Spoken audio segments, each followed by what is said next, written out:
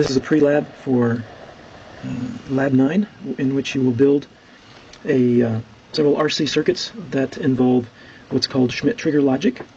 And so in this lab, I need to introduce, or in this pre-lab, I need to introduce several concepts. Primarily, I need to tell you about this Schmitt Trigger technology, and then give you a little tour of the circuits that you'll be building. The culminating circuit that you're going to build is an RC oscillator, so a circuit that uses a resistor and capacitor along with an inverting logic gate to create an oscillator that puts out a square wave or a periodic pulse. Okay, so things that we're going to talk about in the pre-lab are Schmitt Trigger logic. Okay, we'll talk about hysteresis, and we will talk about the RC oscillator. Oops, sorry. Boy, I can't write today. Oscillator. T-O-R. Alright, so let's begin with a common logic inverter. Okay. And here we have our symbol. It looks like this. And we have power, and we have ground. We'll say this is VI and this is VO. And there's an output transfer characteristic where we plot VO versus VI. And if you recall, this gets powered to VDD. Put VDD up here. We define the static discipline for a particular logic family. And that is defined by a VO high and a VO low, and a VI low and a VI high. And the way this works, remember, is that if we are to comply with this static discipline, then whatever the transfer or the output transfer characteristic is for this gate, if it's a logic inverter, it must fall within this hatched area. So it could hover right at VDD or somewhere below that as long as it's above VO high, and then it can transition as lazily as it wants to, so long as it stays within the band here, the shaded area. And so, for instance, it needs to reach VO low before the input, or the output needs to reach VO low before the input reaches VI high. And the output needs to reach VO high or greater before the input drops to VI low or lower. So this is what a typical gate might look like. Now, in reality, maybe it might have something that's sharper. It probably does have something that looks sharper, but the region over which it might vary from like unit to unit, or as the temperature changes or something, might vary a lot. So this is a common, I'll just call it a common or regular gate. Now, what about Schmitt inverter logic? Now, the symbol that we use for that is, just if you can't see that, basically we're drawing something that looks like this. That's inside there. So it's the same logic symbols, but we add that little symbol inside the logic gate. VI and VO. And now if we draw the transfer characteristic, we'll have something that looks similar, but yet distinctively different. Okay, and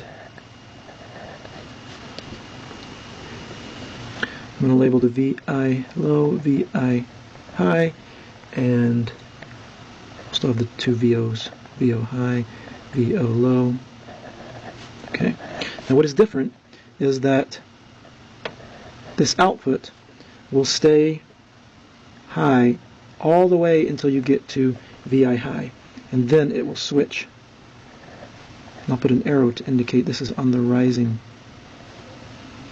On the rising, when Vn goes up, it will switch at VI high. However, when it turns around and VI starts going back down, instead of switching at VI high, it will go down to VI low and then switch. Okay, so do you see the difference? In the first case, the logic simply is required to transition within the span of VI low and VI high. And whether you're going from a lower voltage below VI low to a higher voltage above VI high, or vice versa, the transition band, basically that path that you trace out in the transition band, is essentially the same. For the Schmitt trigger, there are two distinct paths, and they're both very sharp. So the one occurs at VI high and the other occurs at VI low. And the VI high transition occurs to when the input voltage is rising from a lower state, and the VI low corresponds to when VI is falling from a higher state. Now, it's easier perhaps to see this in time, so let me draw a waveform in time. Let's say that we put in a triangular wave for VI. Goes up, goes down, goes up again, continues. Okay, and let's say we go all the way up to VDD. So this here is VI. And let's say this level here is VI high, and we'll say this level here is VI low. Okay? So, when the input is down, VI is less than VI low, that means we're down in, I'll number this here, I'll say we start at this point at 1. Okay? When VI is 0. And at that point, the output is clearly high. So let me draw the output high, and I'll purposely make it a little bit less than VDD so we can see it. Okay? Now we arrive at, we start rising. Let's say that we get to this point here. Okay, that's point 2. That would be right here, right, when VI crosses VI low. And the output does not change. It continues remaining at VO high, or above VO high. At point 3 here, we now have the input having reached VI high. So that corresponds to this intersection right here. And now, what happens is the output transitions at this point from being high to being low, and we will have a very sharp transition. Okay? So this here is VO. VO. Now the voltage continues on up. We can say we get all the way up here to 0.4. That would be up here. Nothing changes. Now we start coming back down again. So we'll arrive on the way back down. Okay, we'll say this is 0.5 when we actually reach VI high. That is this point right here. And what happens to the output? It remains low. It continues remaining low. In fact, it stays low all the way until 0.6 here, which is right here where VI crosses VI low. And at that point, the output switches high again. Okay, and we can say 0.6, we go all the way down to, let's say, 0.7 down here, which means the output is back down to essentially 0. The input is back down to essentially 0. The output stays high. We can repeat this. Okay, now what do you see? What we notice is that on the rising edge of the input, when the input is going up, the output state does not transition from high to low until you reach VI high. Let's say VI high was 3 volts, and let's say that VI low was 1 volt. Okay, so on the way up, the input has to reach 3 volts before the output switches from high to low.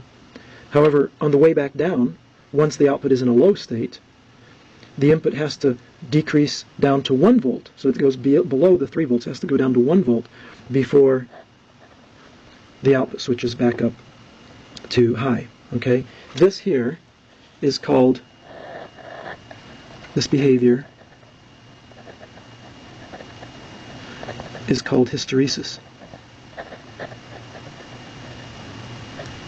Hysteresis.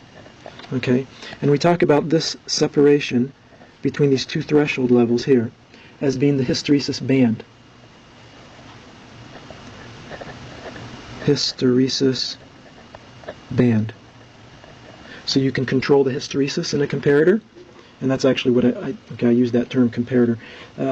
That's kind of what we can think of this as. We can think of this this input voltage being compared to a signal that is actually equal to about half the rail voltage. So if I had no hysteresis, as I collapsed the band, the distance between these two vertical edges on my, so this, we'll call this separation H, delta H. Okay. So as L delta H goes to 0, it would converge right here at the middle, okay, which might be right halfway between 0 and VDD.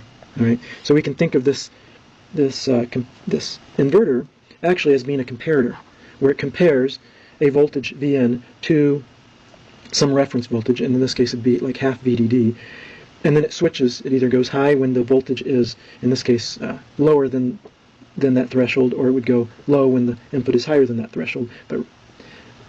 And that's how it would work with no hysteresis. And then when we add hysteresis, then we still have the same thing happening, except that there's some separation between the input voltage that's required to drive the output high and the input voltage that's required to drive the output low. So an analogy, not an analogy, but an application of this. So here, an application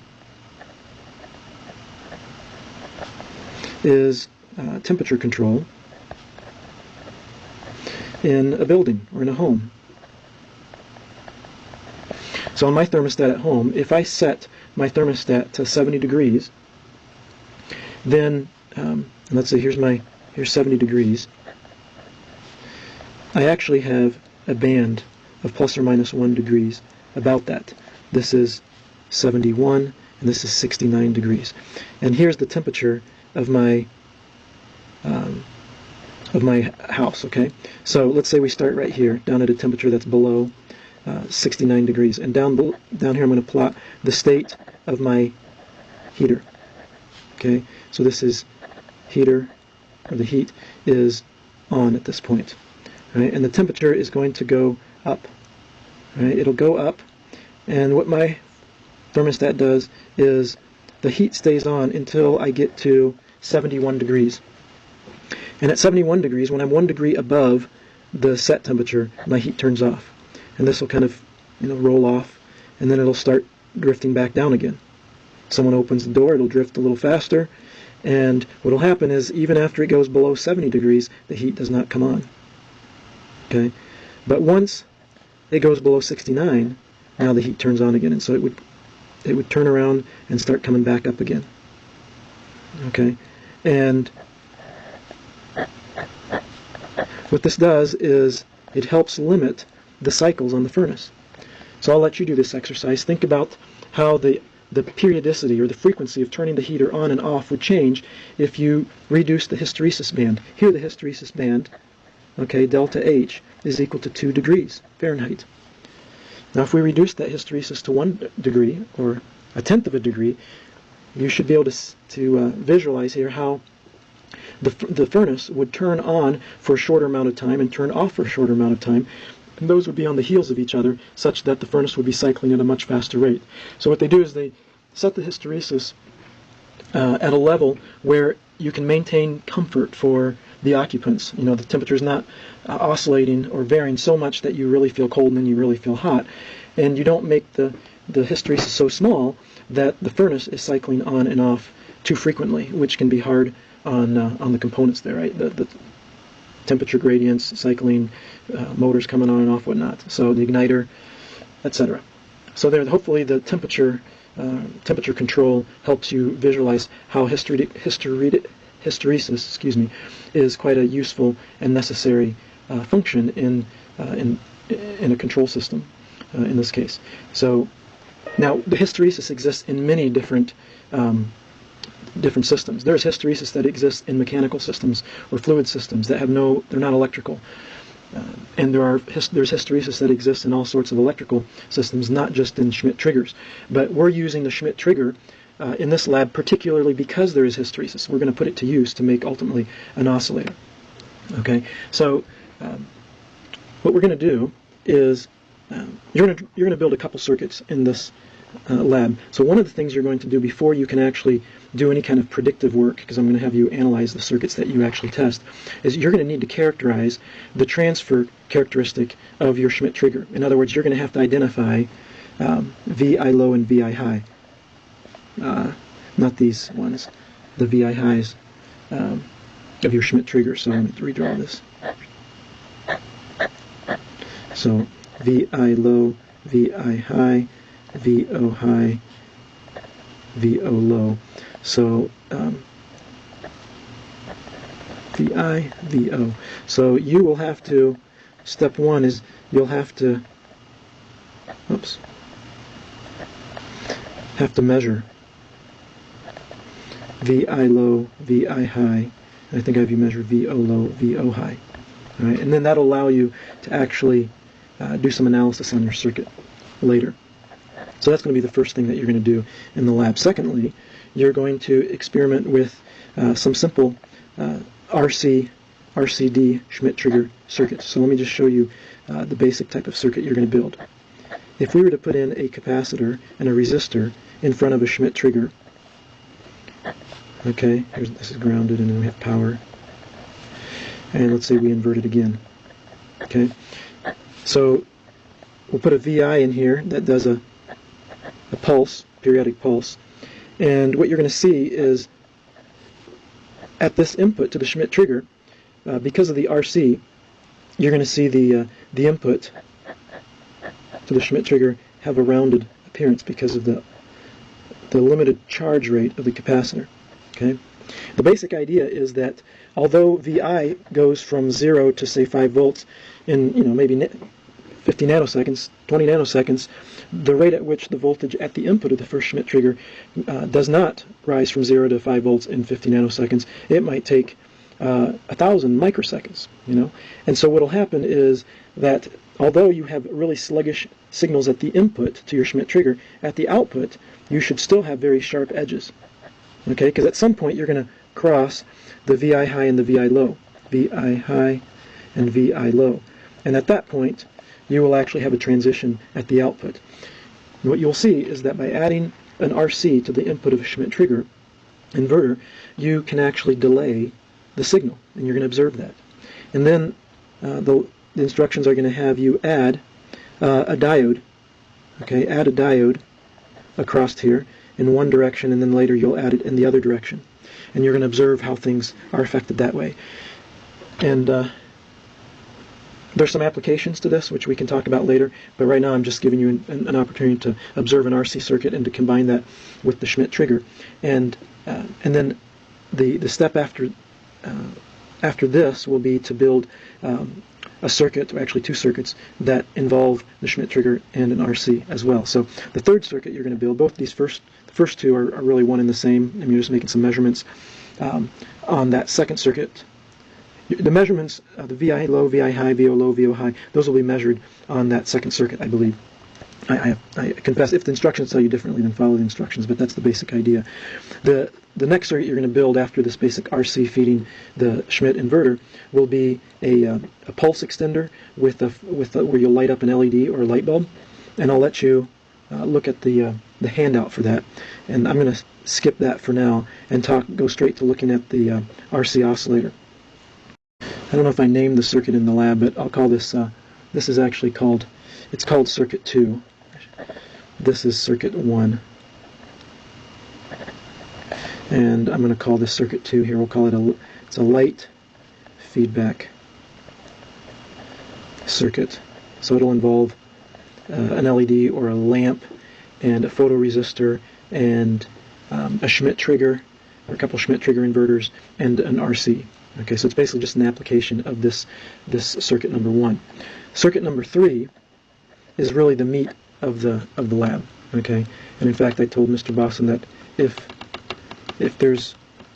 you guys are behind, that circuit number 2 is one that could be cut out, because circuit number 3, the Schmitt Trigger RC Oscillator, is the more important one, and that's what I want to finish by talking about right now.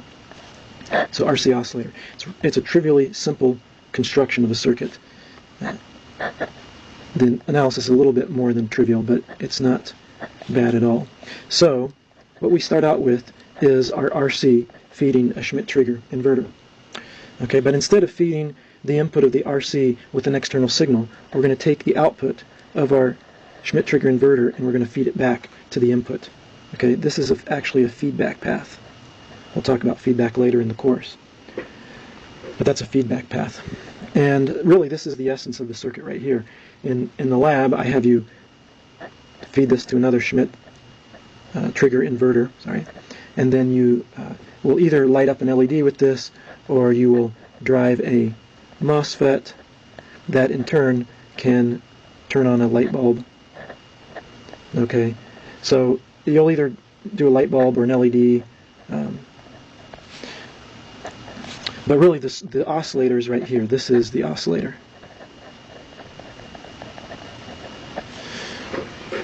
So here's how to think about this. If we go back and harness this circuit right here, the hysteretic time plot that I drew up here where we put in a triangle input, and we redraw that here for this circuit. I'm going to put the two, let's see, I'll put VO high, put VO low, we'll assume that's down here on this horizontal scale, and we'll say this is VI high and VI low. They're probably closer together than this, but they'll just help me in drawing this. Okay, so let's assume that we start out with the output high. VO is high.